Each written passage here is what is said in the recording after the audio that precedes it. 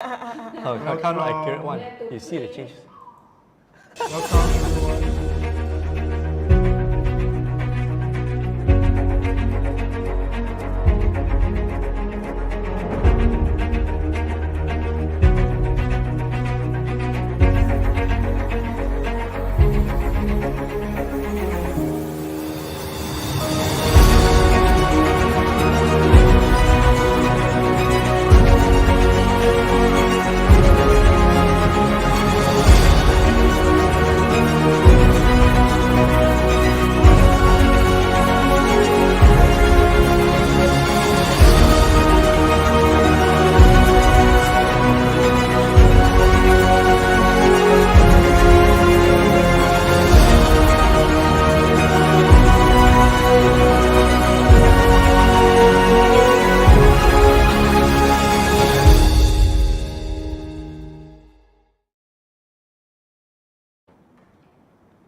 Hi everyone!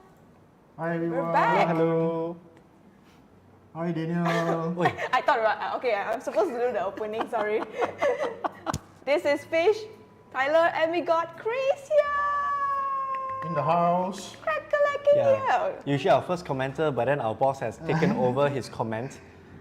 Make Yep. sure, like this, right? Okay, yeah. Yes. So tonight Daniel has kept his branding alive in the comment section because usually that'll be Chris's first comment. So Correct. we have to keep to the tradition of the show. What's collecting, bro? Yeah, so while we wait for others to roll in, as is with Malaysian timing, you know, I think a lot of us are still finishing up our dinner, washing the dishes and stuff. Getting stuck in Yes. traffic. Yeah. Oh yeah, Taking a true. shower. Hi Swilin. How are you? Hi, Swilly! Sorry, I let you click, Chris. Long time no see. Yes. Lama tak jumpa actually, Yeah, actually. Almost 1 year already. She said she was supposed to join us last Saturday, but then something caught up. Ah. Yeah. Okay, okay. Next time, okay? Yeah, next time. Always got next time one. Okay. Cool. So while we're waiting for people to come in, let's do some intro. Yeah, so I think, you know, just for some of you who are not familiar with Chris, which most of you probably would be familiar with Chris by now, he's had a long career in sales, but rather than hear it from me, might as well hear from Chris. So how do you start in sales and where are you today? Okay, so I've been doing sales ever since I graduated. So my first job doing sales. So it's been 23 years now since I graduated. Yeah, so I studied in business administration degree, majored in marketing. Oh? So prior to me landing my first job, I was actually applying for jobs where I was studying in Canada. But unfortunately back then the unemployment rate there is very high. It's about 10% during that time. This was back in which year? Year 2000. Oh, right, okay. Okay, so unless you are graduate in computer science, then you have higher chance of securing a job back in Canada. So during my final year before I graduated, I actually landed a job. I got a job opportunity waiting for me. So I was supposed to set up a IT company, IT branch in the Silicon Valley. Oh. Oh, wow. But it's a Malaysian company that they wanted MSC status company during that time. Right. Okay, so they wanted to set up a company in the Silicon Valley. Okay, it's a joint venture company with a Japanese firm to like a transfer of technology. So, but due to the delay at that time of setting up the office in Silicon Valley, the shareholders of the company back then, they decided to call me back to Malaysia. Then when the time is ready, then I will go back there and set up the company Okay, but so my first job title is marketing executive. But padahal I was doing a lot sales meeting with client, doing cold calls, which I hated the most. You know, yeah. So I honed my craft there actually doing sales, even though I was holding a marketing title back then as a fresh graduate. Yeah. So my first proper sales job was with Panasonic 2 years after I I was with this IT networking company. So that was the time where consider a big MNC company, which I can see what is the main differences between the sales role and the marketing role. So I got hired as in sales department, modern trade. So back then I get to see what my marketing colleagues were actually doing. So long behold, marketing wasn't my cup of tea. Yeah, so I stuck to sales ever since. And I enjoy this profession very much, right until today. So moving forward, 5 years ago, I joined the printing industry. Totally different industry from where I was previously attached to, which was consumer electronics. So I think the shareholders decided to give me a try, get a different perspective from somebody that is not from the printing industry. So we survived the pandemic so far and doing quite okay, I would say. Yeah. That's being humble, that's being humble. Yeah, but I think you also need to specify, because it's not the printing in the sense like, like brochures and all that, right? It's quite complex type of printing. Yes, we do retail displays, paper converter, that we do more structure-based printing materials, like product standees, display standees. These are the tools, the marketing tools that companies, our clients like to use to increase their sales. Right. To capture the festive period or new product launching or certain promotions. Yeah. So this is where I would say it's very niche. It's a very niche industry. Although printing is quite common, but what we do is very niche. So it's quite blue ocean in that sense. Because remember the first time I met you, that was my perception when people mention printing, because I'm so used to the name card printing and all that. Right. And then you explain what you did, I'm like, oh yeah, that's really quite niche. Yes, because ours is more labor intensive. Where else like name cards, leaflet, flyers, you can have the small operators, the one-man show company, small printers, they can get the job done at a very competitive pricing because overheads are very low. But ours is very labor intensive, so it requires certain skill sets, craftsmanship, workmanship. So yeah, it's different in that sense. Right. Okay, cool. But another thing I wanted to kind of rewind a little bit, because like per the title today, right? Like marketing is not really sales, and you mentioned that you tried. Your title was marketing, you did sales, and then you kind of did both, and you realized you didn't really like marketing. So when did you realize that marketing wasn't your cup of tea, and why did you decide maybe it's not for you? Okay, when I was in the consumer electronics line, back then, the marketing role, they were more in charge of the product itself. They do not really, they do not see the clients, they do not face the clients, unlike the sales team. So they are more the brand manager, they are more on the product manager. So if let's say you're in charge of, let's say, the mobile phone, so that is your baby, that's your product. Right. Whereas in sales, we need to push this product to our clients. We need to promote these products. We need to secure the space in the retail outlets. We need to list them in, and then we need to plan the promotion for this item. So we, in a sense, that we work closely together with marketing. But marketing, they, as I said, they are the brand managers. They are in charge of the product, and they liaise mostly together, mostly with the factory and with the top management to secure budget allocation, event planning, that kind of thing.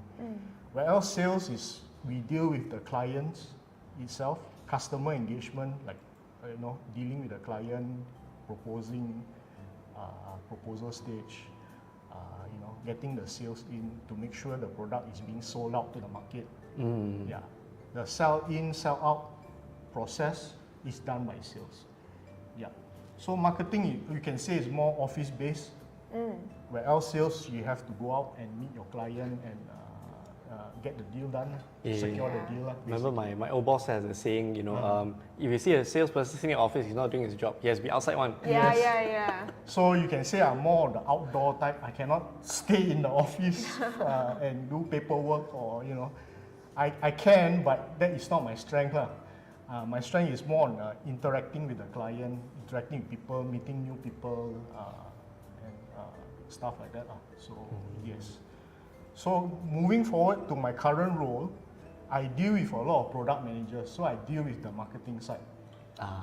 So my clients now are the marketing people for the big brands or the small brand owners. Yeah. So that's the difference, I would say.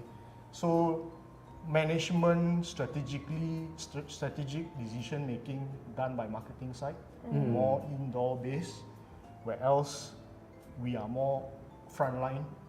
We go out, more outdoor, more activities. That kind of thing. So yeah, that's where I realized I made the correct move, and they hired me for the correct position. Although they put the wrong name. Wrong title in the beginning. Wrong title was my first job, but when Panasonic was already key account. Correct one. Yeah, correct. Yeah. Okay. Yeah, because that's the thing, right? I think a lot of people have this misconception because nowadays it's so loosely abused, the term correct. marketing and sales or sales and marketing manager is like lumped into one role. Correct. Yeah. And sometimes when it comes to, let's say, discussing whose budget is whose KPIs is which, there's That's always right. a dance internally that people to kind of figure out.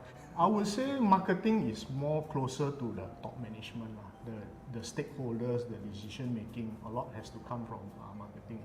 So sales, we need to feed back to the marketing side, like what is the market situation, what our customers want, Yes. what is the feedback to improve the product, the sales of the product, or what their customers really want in the end. Yeah, so we need to work closely with the marketing team, and then we need to secure budget from them to, to promote a certain product. Let's say this product is slow moving, so we need to work closely with the marketing people to secure the budget and to promote or advertise more on this product. Yeah, to make the awareness better. I think because last time my father was in sales also, and he was in Fuji Xerox. So back then the management was very much the legacy type also that's very traditional Japanese company before that. And this was back in I think it was the 80s because it's before I was born.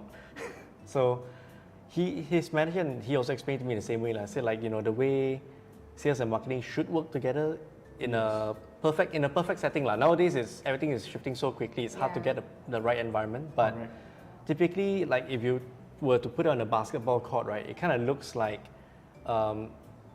marketing should be the point guard, call the play, make sure everyone's aligned a certain way, and then all the way up until the setup, and the sales guy is the one that dunks it in. Execute. Execute. You want to execute it. Make sure it gets across the line.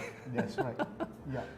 So in a smaller setup, in a smaller organization, that's where it's like you have to do both roles at the same time. There is no clear definition.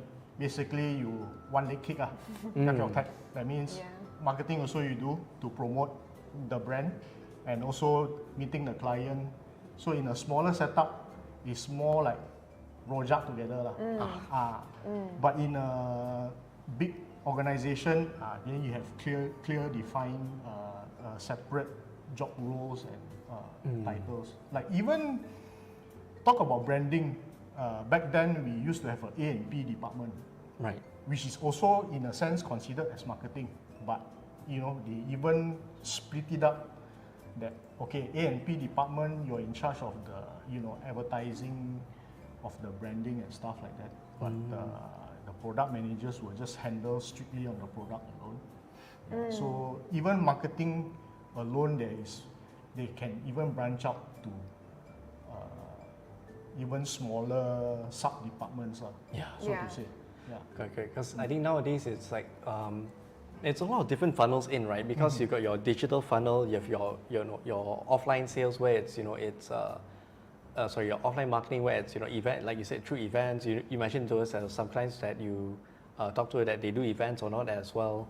So I think that's like the physical interaction they have with some customers, and there's some sales that occurs there as well. Right. But all the events leading up to that event is one funnel. Then your digital ads, e-commerce funnel is a different funnel. Different funnel, But yes. it's also technically under sales. Correct. Because you require someone to service the end client and all that. Right. So with all these different funnels, right, like what are some of the changes you notice as you progress in your career in sales, like in terms of how the funnels have changed for you, like the sales funnels? I would say digitalization, like the social media platform. A lot of brands now, since the birth of Facebook, YouTube, a lot of them have switched to that platform to get the branding out Yeah. to their targeted customers, and also the website. So social media has changed the way sales and marketing is being done right now.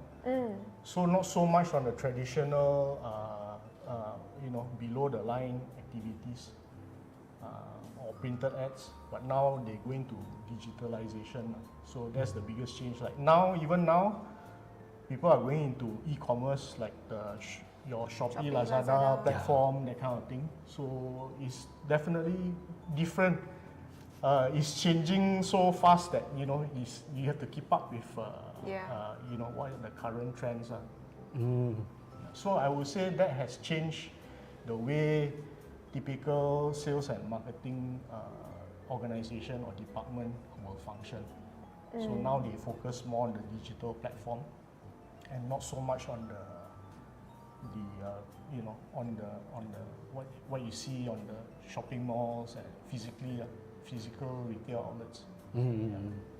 Yeah, true.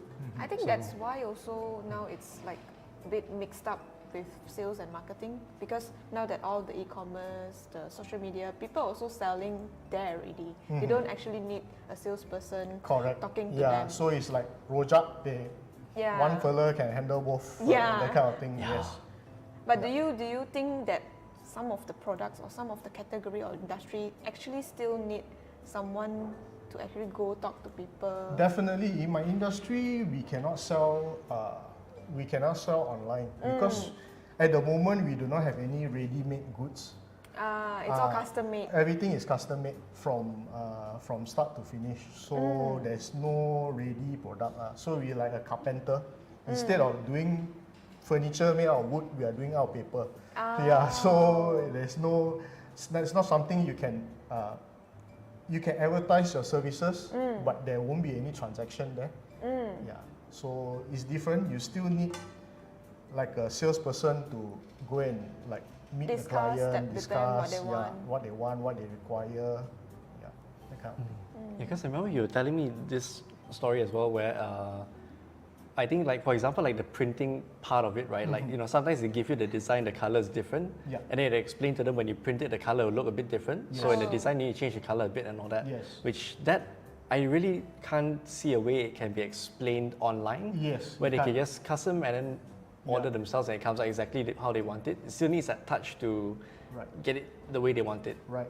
So can say that the sales profession and also marketing, it will take a very long time, I would say, for AI to ever can replace these two job function. They still need the human touch to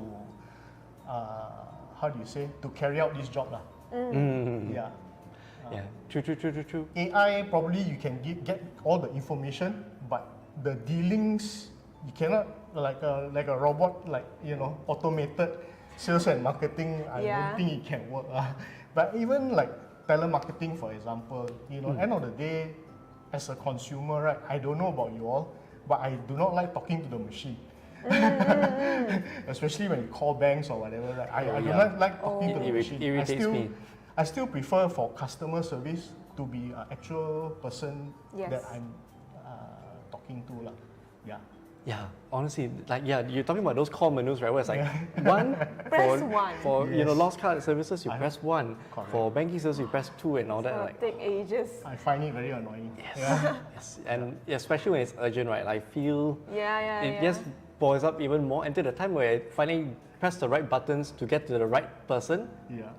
Bam, the fella kena. Yeah, that's right. So, yeah. So as Fish you said, you know, just certain things that you still need the human element to negotiate, discuss, finalize. You know, to manage the whole project, that kind of thing. Yeah, it's still a lot of how you say, psychological and emotional things involved lah. Yeah. True. Yeah. So what do you guys think? You know, do you think that AI can kind of replace the sales role? Do you personally prefer talking to a person versus a machine? Because I know, like for example, in some cultures like Japan, they like the vending machine culture because they don't have to see people and all that. They order through Yeah. the vending machines. But at the extreme opposite end as well, they like going to those omakase restaurants because of the service. You know, so. Okay. Different markets, but you know, what do you guys prefer? Do you guys prefer talking to a machine? Do you prefer dealing with a person? Does it make a difference for you? So you can just let us know your your experiences in the comments as well. But let's just hi to a few more people who are here. Okay, let's say hi Hey, to Yatong. Yatong. Tong, Chief, And then we got. Prema, Carmen. Okay, let's say hi to them first. Can. Hi, Carmen. Hi, Carmen. Hello. Thank you for tuning in. Prema. Hi, Prema. Hello, Prema. Hi. Yes, no way. The person that calls you A Prima is not here to interrupt today, so we'll call you Prema. Yeah, and Cheryl dropped a comment saying, last time someone told me the biggest difference is marketing spends money and sales earns money. True, very true. Yeah, that's a simple way of putting it. Yeah. Yes, marketing Very need to true. spend. Yeah, but if you don't spend, then you know you cannot get your branding out. True. You know? Yeah. So like my industry, for example, printing. A lot of people on the outside who are not in the industry will say, "Oh, isn't printing a sunset industry? Like, Yeah. whoever prints nowadays." Yeah. Correct, but you see like major brands, right? Like the cosmetic brands or your chocolate brands. Like during festive season, if you realize, they are all doing printing. Like they have displays in the retail outlets. Yeah. So you will literally get left out if, let's say, you decide to cut costs, right? You don't want to spend any money on marketing, right? You don't print anything, your competitors will be very happy that you don't participate. Yeah. Yeah, because the cake is so much only. So if the minute one pulls out, right, it's like more market share for us lah, in a sense. Yeah. Yeah, and also I think just to add on to that point, right? Sometimes for the marketing side, if you don't spend on your marketing, sales people are very susah. Because you know, Correct, like the yeah. sales collaterals and all that, for example. Yes. You know, they sometimes having a brochure and can point things out in the catalog and all that is so much easier. Yeah. Rather than having to draw from the old school you draw on a piece of paper, you draw the whole layout, and you draw the squares, you show the process, and you show the client. Yeah. So that's why I think for marketing side, the key thing they always look at in terms of spending money is ROI, your return on investment. So out of the X amount of money I spend, how much return am I getting from this investment? Is it getting what I'm targeting? So yeah, they need to spend, but they need to spend it wisely at all the right places. Correct. Yeah, but determining the right places sometimes susah juga. To what is the right place? Yeah, it's Yeah. a lot of hit and miss, but I think that's why, like just now you mentioned, that's a must to communicate within the salesperson, the sales team, and the marketing team, because you know what the client wants, what the customers Correct. wants. Yeah. So you feedback it to the marketing teams, and they can sell it in that way that everyone agrees that that's the pain point they are having. Yes. Yeah. Yeah, that's true. Correct. Yeah. Oh, I think we got a comment from Suilin. Okay, she said, agree. I dislike talking to machine. Yeah. I prefer to talk to human. Yeah. Okay. Like for me, I'm a salesperson by selling Nespresso coffee machines where I need to build a story that brings out the emotions on why customers should be choosing our coffee instead of competitors. Yeah, precisely. Yeah. precisely. Yeah, and it's so subjective, right? Because she's selling something like flavor. Like, how do you Yeah. explain that to someone? Yeah. That's true. But overall, yeah, the experience for machines. Oh, and Okay. sorry. Prima The says, disease is infectious, man. today I'm not okay, Prima. I am Prima. Yes, you're just Prima. Don't have the A word in front. Just Prima today. Okay. Carmen says, for me, I believe nowadays people think branding is not important. But I think branding is so important. It's like the base of everything. Though sadly, I personally feel businesses nowadays care too much of sales than branding itself. I agree. Actually, branding is very important. You're creating your Yes. own brand, like even the big mobile phone brands that we have today, right? They still advertise a lot on their branding. Yes. But who doesn't know Apple or who doesn't know Samsung? But still they still do a lot of brand reinforcement. Because, like as I said, if you don't do it, your competitors will do it. Yeah. So it's a race to spend. Who wins the race to spend wisely? Yeah, to capture your market share. So, but if you are too sales driven, then for me a very sales driven company without focusing on branding, I think is it portrays that company is very desperate. So you're You're also attracting being- the wrong crowd lah, basically. If you're too desperate. Yeah. So yeah, I do agree with Carmen that branding is companies should pay attention on the branding. Yes. I believe also branding actually helps a lot in the process for salesperson or the sales team to talk to the customers, because Yeah. the customers already know you Correct. in some way, Yeah. but you just need to like Reinforce. explain yeah, a bit of this and that. Yes. So it actually makes it so much easier for you also. Now, one more point I would like to add about branding is that doesn't mean that your client is not ready to buy from you today. Does not mean down the line, right? They won't engage you again. So at that point of time, probably they are not ready. Probably budget wise, or the timing is not right to use your brand. But further down the line, when the time is right, when they need to use it, if you're too focused on sales, right, they won't remember you. So that's why branding is very important. It doesn't mean that I cannot afford this right now. Doesn't mean that when I can afford it. Doesn't mean that I won't purchase it at that point of time. So Yeah. yeah, branding is very important. Okay, so that's an interesting thought, man. So how do you integrate the branding into your sales pitch, let's say? Like how do you do that?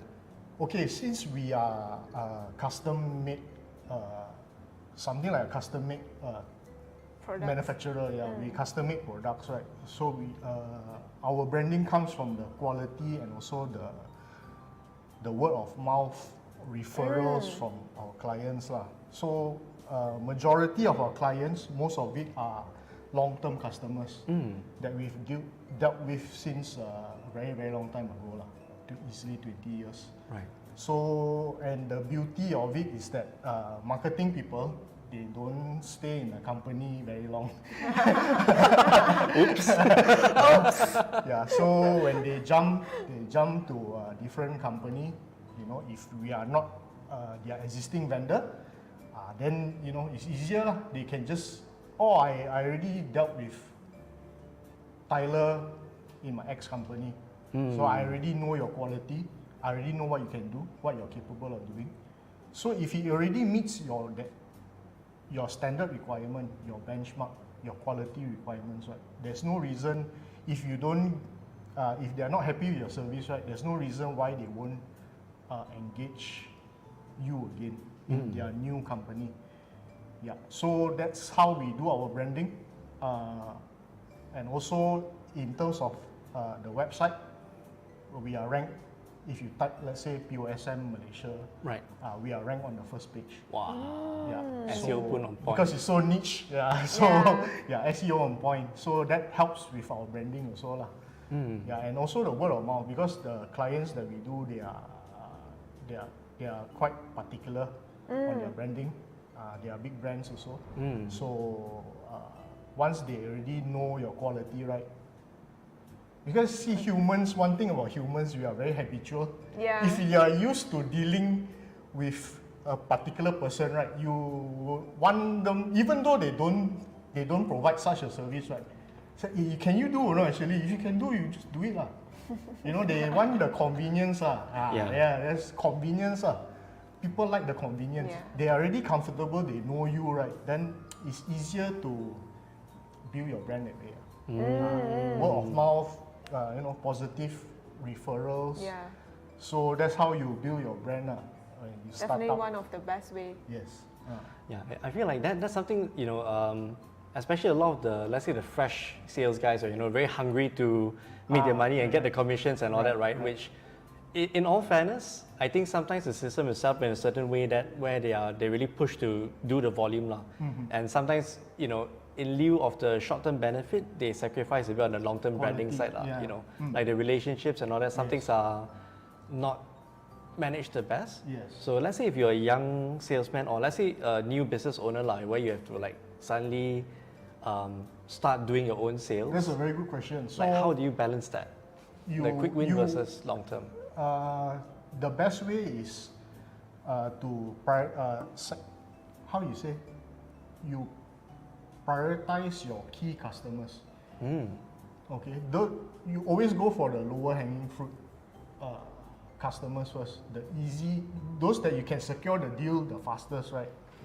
You target those first. Then you work on the A customers, the low hanging fruit. Then you have your B customers, a bit, you know, need a bit more time to nurture the customer, or they have more time to make a decision. So that you tackle those next. And then the toughest one, the really fussy customers, or the tough cookie to crack, you prioritize those last. Okay, because yes, even though the tough customers, they could be your, how you say, if you make it, you really you come up with a very positive outcome, right? But the thing is, it takes a lot of time. So you don't want to work on the tough customers first, and then your easy hanging fruit all run away. You say, hey, this fella not servicing me, why he never show up, or why he never come and meet me, that kind of thing. So you always secure the deals first. That's how I would prioritize the good quality customers, or the good paying one, those that pay very well, those that pay on time. I will focus that first, because commission your cash flow Yeah, so you prioritize those first. Then you followed by the tougher ones, the need a couple of months to secure the deal. That one will be last. So you focus your efforts on those. Then you won't, how you say, you can see the results a lot better, and then you can manage your cash flow a lot better. Because if you're waiting for that very big main customer, right, sometimes it can take years one. Oh. So you cannot ignore those that, hey, I really need your product. Hey, I need to use it urgently. You cannot say, hey, no, I got a big fish to catch. So yeah, you need to. That's how you survive, stay in the long run. Yeah. So you need to know your customers. Who are your customers? So prioritize those good customers once first. Then only work on the tougher ones. Right. Okay, cool. Yeah, so I think that is, I think, brilliant, man. Like, thanks for sharing that. Yeah. So, Alright. like, you guys, if you guys have been taking notes, please do. And I mean, if you guys have any questions about, maybe your own sales approach, or if you have if you agree with what Chris has said, or you disagree at any point as well, like, let's have a discussion, because like sales is this. There's so many different methods that work at different times and different things. So I think we're just talking about that as well. There's so many different ways to fry the same egg lah. Yeah. Correct. That there's never one completely right way, but there are always general principles that kind of work lah, right? So yeah, I mean, share your own approaches, or if you have any questions about how you guys are doing your sales, or how you can get better sales as well, throw them in the comments and we will tend to them as well. Okay, So meanwhile, we've got- let us Farhan. read one. Hey, what's up, Farhan? Long From time no see, Farhan. man. Yeah, we were in the same recruitment agency before. Oh, okay. Yeah. He's saying, love the topic and 100% with you on this. Awesome. The sales and marketing handshake is what makes or breaks a particular campaign. However, there would be instances where sales feels they know it better and marketing also believes they know the market better. Okay, in this case, what would be your advice to get both on the same page? That's a very tough question. Yeah, That's a very good question. To compromise lah, basically. Yeah, so if both are like sales have their own stance and Yeah. marketing have their own stance, so you have to find that common ground. So in this case, how to get both on the same page is you have to do a SWOT analysis. So Yeah. you have to list down why, as a salesperson, why my customer feedback like this, and your data, your market data Doesn't shows a match. different, Yeah. you know. So is it the survey, there's some, some discrepancy, or the data is not accurate enough, that kind of thing. So it does happen. Because marketing, sometimes they rely on certain reports, Yes. market reports. So, and sometimes it's not a very accurate indication. Because we also sales, we are the frontliner.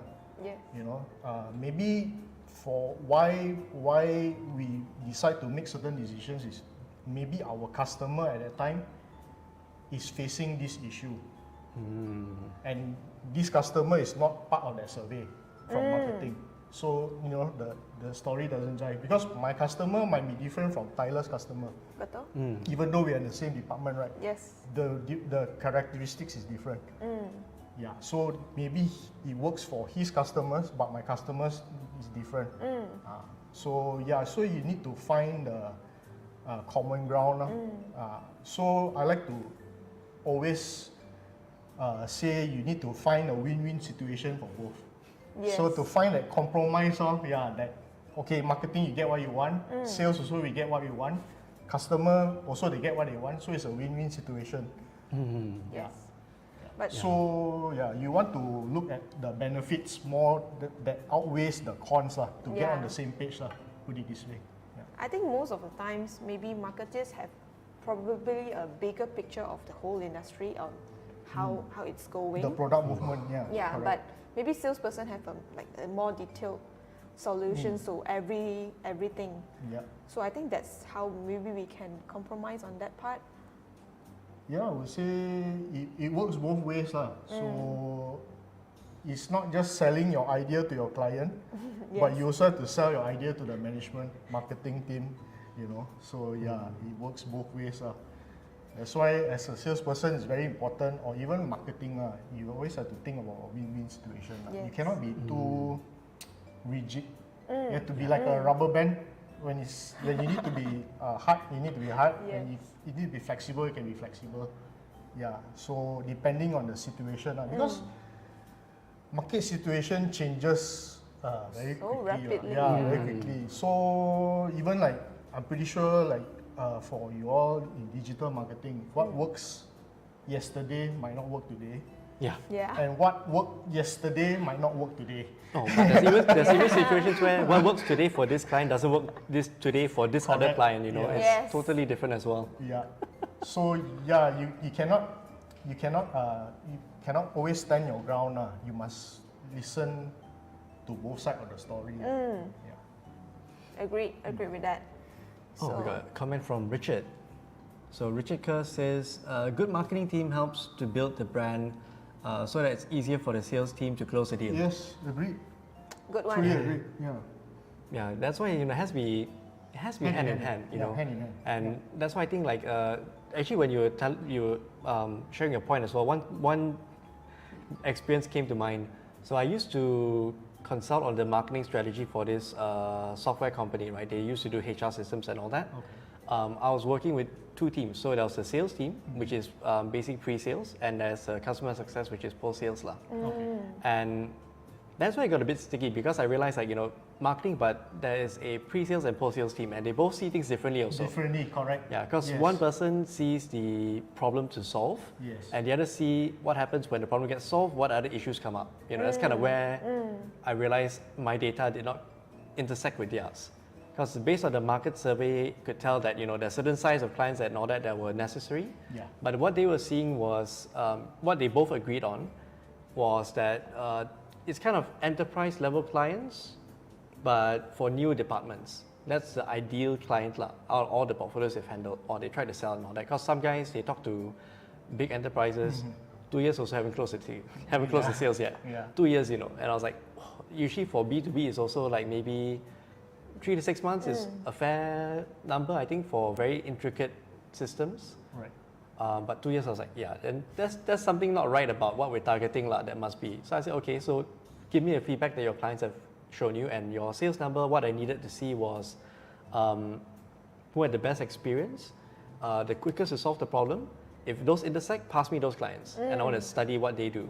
So based on that, then we revised our numbers, because all the market snapshots, and that's kind of why I don't rely on market averages, because honestly speaking, market averages are. It's just an indicator lah. Yeah, it's good as a benchmark, Yes, but Yes. in it's a execution, you need to be flexible with it. Like you can't hold that as the gold standard. It Correct. doesn't work. Yeah. Correct.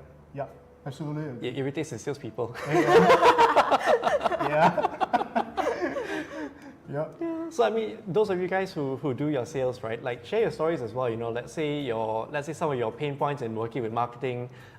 Let's make this a discussion, right? Because at the end of the day, I believe we're both on the same team trying to get the same job done. It's just we see different Correct. things sometimes. So Correct. it's good that we keep in touch and talk to each other so that we can come to common ground. And I think that's necessary for it to be effective, as Chris has said, as Fish has said, and as a lot of you have said in the comments as well. Right. So yeah, keep the comments rolling in. While we move on to the next question. Fish, Yeah, sure. any questions? Not for now. I've asked what I wanted to ask, so Purposely, just to put you on I the spot. know. See you still awake or not. Yeah, so I think one question that I keep getting from a lot of, because I did ask my buddies, I said, I'm going to be talking to my friend who does, he does sales for a lot of different companies, different sizes and all as well, from starting up onto MNC. So I said, what are some questions that you guys have maybe thought about in your quiet moments as a business owner that maybe you haven't thought to ask before? So they said, okay, one of it was, how do you keep a sales pipeline alive? Because what they understand about sales pipelines is, there is your, the first touch base awareness, then there's, kind of where they are familiar with brand, interest, and then there's, what was the other two layers? Decision and negotiation. Yeah, depending which industry. Yeah. Yep, correct. So they know that roughly because, they study, as business owners, and at the end of the funnel, they're like, Action. action. Yeah. But then they're like, okay, now that they've gone through one funnel, right, there comes the question about how do you keep that going, as a partner, how do you keep it going? Because I think what they usually look for is quick wins, ma. So how do you build that long-term pipeline? How do you design that? Okay. Or where's a good place to start? Because I know it's a very long, long question. yeah. You need to know who is your customer, your real customer. That means your ideal customer consists of what characteristic? The more information and the more details you have about your ideal customer, right, the easier it is to keep your sales pipeline moving forward. Okay, the identifying who is your ideal customer is the very important part. I do agree. Yes, you have a funnel whereby you need to screen, you need to pre-qualify whether this customer is genuine or not, or are they ready to buy or not. But once you already nail down your ideal customer, right, you can gauge already this is in the A pile. I need to pay attention to this A pile. And then this one, maybe budget constraints, not ready yet, or it is a work in progress kind of thing. Then you segmentize your clients. So as I said earlier, you always choose the lowest picking fruit first. Yeah. But the very key important thing business owners and salespeople, they must know is who is your ideal customer. You just picture, who is my ideal customer?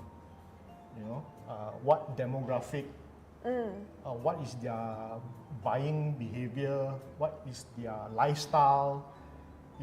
The more information you can nail down, right, the easier it is to identify whether you have found your ideal customer. I know it sounds simple, but it's a lot of trial and error lah. Yeah. You know what I mean? Maybe at first you thought that was your idea, but actually it's not. So like last time I remember like, you know, one of the digital marketing trainer, they were training us like about Facebook ads. This is back in 2018.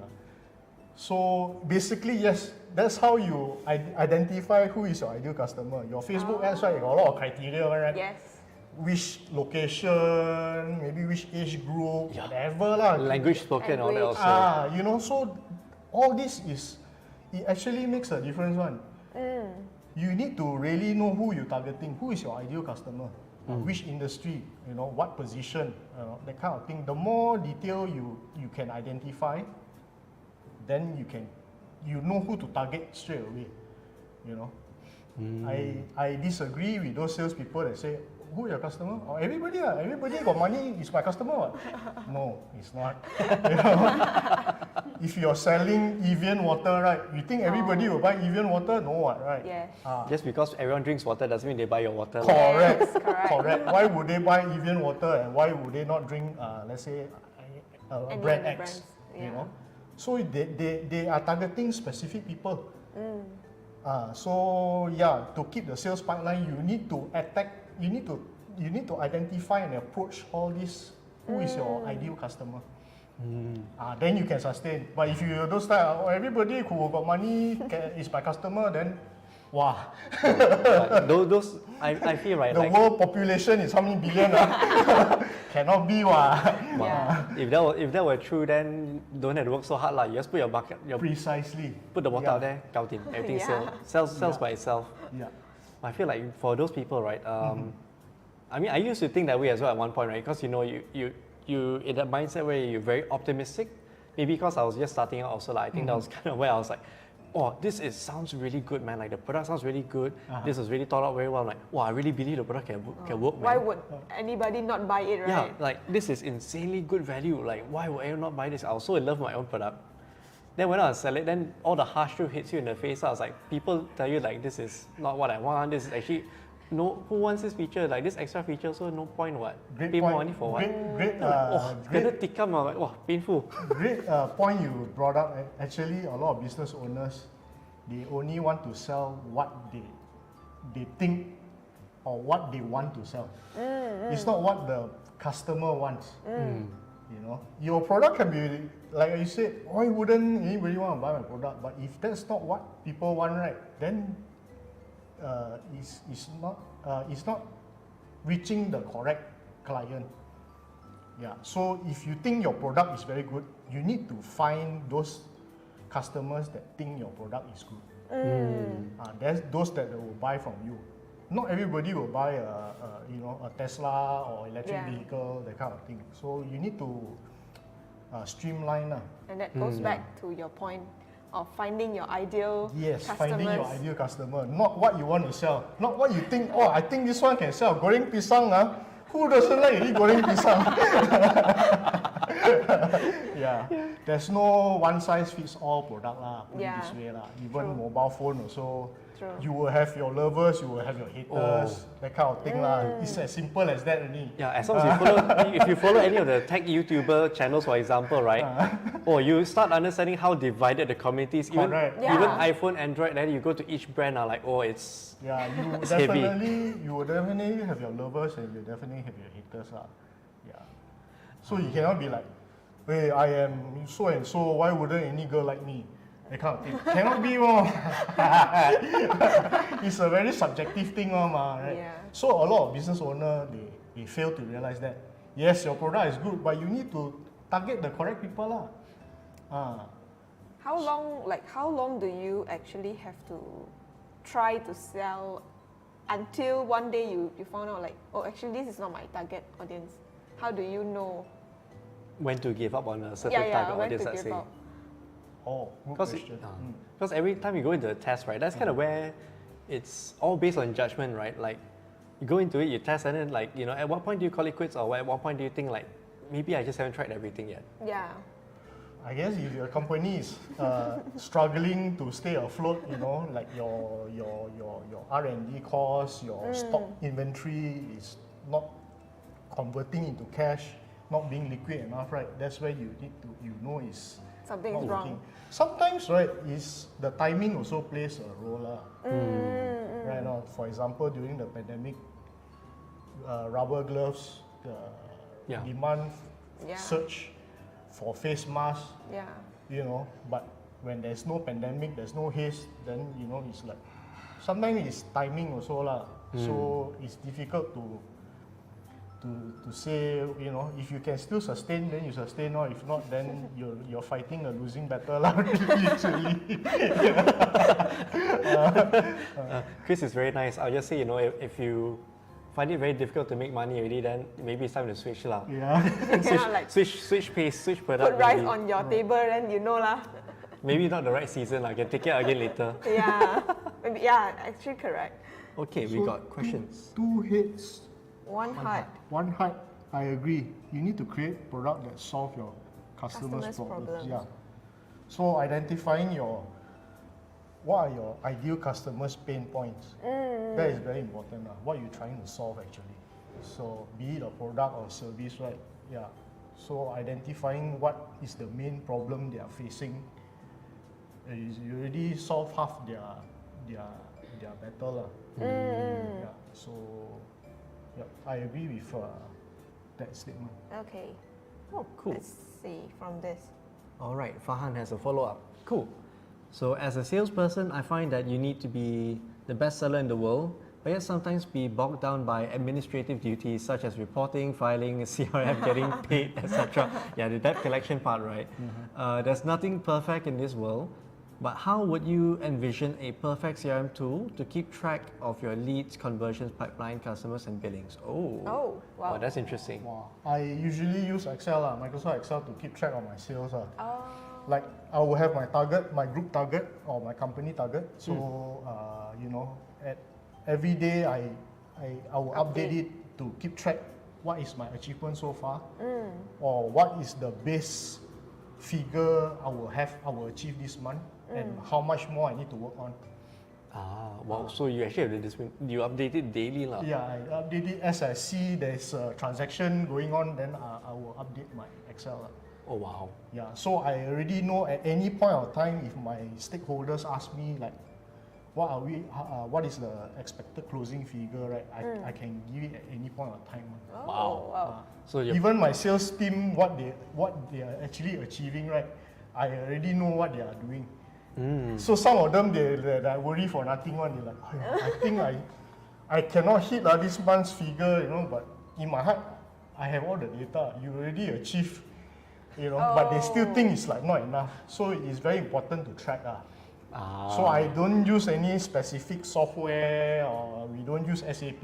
We use manual Microsoft Excel spreadsheet. That is my system. Okay. But yeah, I think that point where you said, like, you know, I think for a lot of the, I guess for us, the younger people in the field also, right, it's like the anxiety of what if, you know, this drops through and all that, right? But I think you've been through enough cycles, you know, like this one, don't have to worry one, I'll go through. Yeah, but based on, like, if let's say you're having a rough month, because times are bad, you know, or your sales is seasonal, so you need to plan for your peak months, right? How much you need to cover to achieve your overall your whole annual target. So planning plays a role. You will have your base sales number, you know, like how much you're comfortably doing every month, Right. and then how much more you need to work on, how many new customers you need to approach. So like I said, always use the lowest hanging fruit concept. Work on that first, then only target the bigger customers. Right, yeah. So I guess for those doing sales, key lesson is target all the low-hanging fruit. Won't be so stressed already. Everything counted. Won't be so stressed. The rest will fall into place later. Yeah, but the thing about big brands, your low-hanging Lowest fruit figure is always very high. You got branded, everybody knows who you are, so the target, the bar always keeps on going up. Yeah. You know? Yeah, I got a few friends in FMCG sales, and yeah, they tell me that's always a struggle, Right, man. yeah. You know, you do well this year, next year target's even higher. I heard that there's someone that will like purposely make it a bit lower this year so that they don't have a super high. underachieve. It does happen. Yeah, we used to play that trick last time also. certain supervisors like, oh, this year seems like a bad year. We better like pull the handbrake up because Yeah. pull the handbrake. I try to delay the customer as much as possible. That kind of thing. It used to happen. Yeah, but for us, at this stage of my career, we don't think that way anymore. Because Yeah. you don't know what's going to happen tomorrow. So if you pull too much handbrake, it can backfire on you. True. It's True, like, true, true. hey, why my salesperson like not so aggressive one, like Yeah. don't want to give me what I want, that kind of thing. It's not good also lah. True. To pull a handbrake. At lah. this point, any fruits you can pluck, you But just I pluck. lah. mean, if you looking at the big picture, like you maybe targeting the peak months that you know you can easily overachieve. If you're planning it that in such, then yes, you can do that lah. You pull the handbrake, but it doesn't affect the company in the long run. In a sense that you're planning your sales. Yeah. You already know this month is like maybe a foregone conclusion. You cannot hit the incentive already.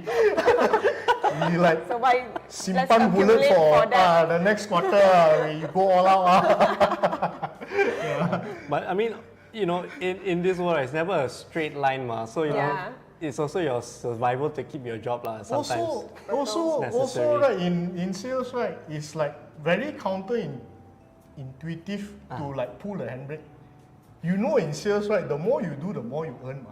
Yeah, the more yeah, yeah. commission you get, ma. So it's like, why you want to Doesn't don't make want sense. to earn so much more, leh? It doesn't Right, make no? sense for people. Yeah.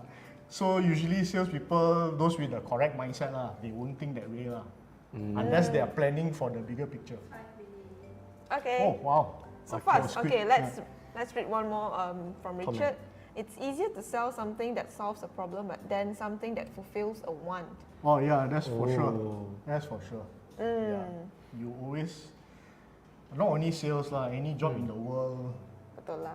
you're solving a problem lah, you know. Yeah. Oh, there's another question, is it? Oh, by Two Hits, One Heart. Okay, cool. So what are the important points when training new sales and marketing execs? What should they focus on to learn? Oh, this I Okay. guess it's like, you know, fresh grad, just new to the field. For me, training the right approach, the right approach and the right mindset.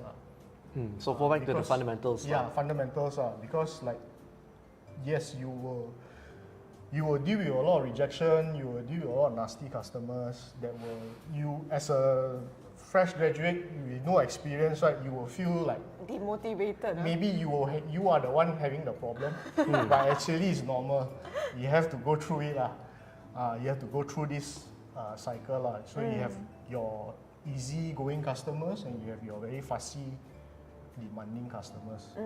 But as I said before earlier, you learn the most from the fussy, demanding customers. Because whatever doesn't kill you makes you stronger. Yes. Yeah. So those fundamentals, I would say, like, you know, presentation skills is important. These are the things you need to train on. Basically, will you buy from yourself? End of the day, you look yourself in the mirror. Will I buy from myself? That's a strong Oh, one. that- If That's I'm my tough own though. customer, Yeah. will I buy from myself? That's the easiest way to train somebody. Can you convince yourself? Yeah, Gotta be because brutally you are truthful. your hardest critic. Betul, Like if you betul. practice for a job interview in front of a mirror, right? Wow, it's like, oh yeah, right? But the interviewer is like, oh, you did quite good lah. You know, like, don't be so hard on yourself. You are your harshest critic. So if you yourself cannot benchmark, you cannot benchmark yourself, then how you expect people to buy from you? That's You know? True. Yeah. That requires a lot of. I think that's like, you know, being very honest with yourself as well, right? Yeah. You know, whether this actually goes across, because in your head it seems really good, but you talk to yourself in the mirror, it's like, yeah, that seems a bit cringe. Yeah. yes. So I would say training more on the mindset, the mental aspect, yeah, more on that, the communication skills involved. Yeah, always look at it the positive way. Whatever challenge you face in your client's place, or servicing your client, right? It's an opportunity for you to learn or to develop yourself to become better. Yeah. That's a very good one. Cool, cool. I think, okay, we've got literally just one more minute. I think there was a lot more topics we wanted to cover, man. Yeah. Like, for example, like, how do you handle difficult customers, for example, or, the very fussy customers. But maybe that can be for another episode Yeah, round two. when No Chris problem. comes back. We can Yeah. talk more about those very specific sales topics, right? Cool. Yes. But since we've got one more minute, do you have any final notes or maybe your top 3 lessons that you've learned in sales all this while that you would like to share with the audience? So far, I think I pretty much covered know your customers, know who your ideal customers are. Create a win-win situation, because don't always stand on your customer's side. You have your stakeholders that you need to convince as well. So you need to be the bridge between the two parties lah. Yeah. So to make sure the company can sustain. I think so. What I haven't covered yet. Yeah, prioritize your customers.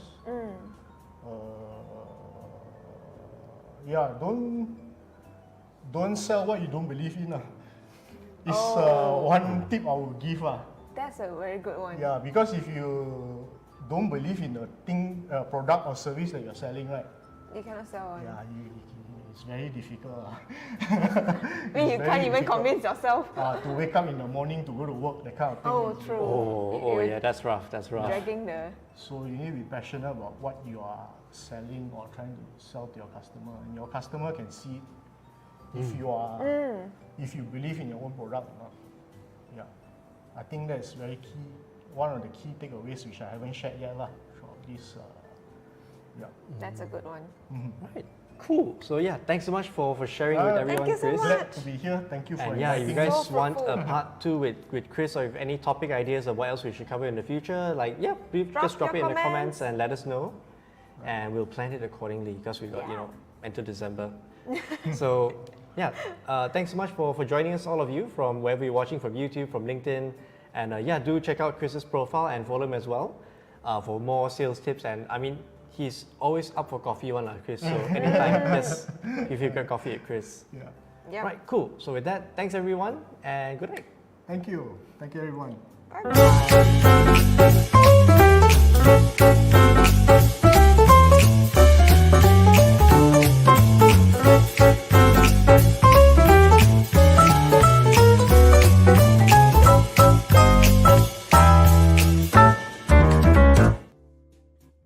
Correct.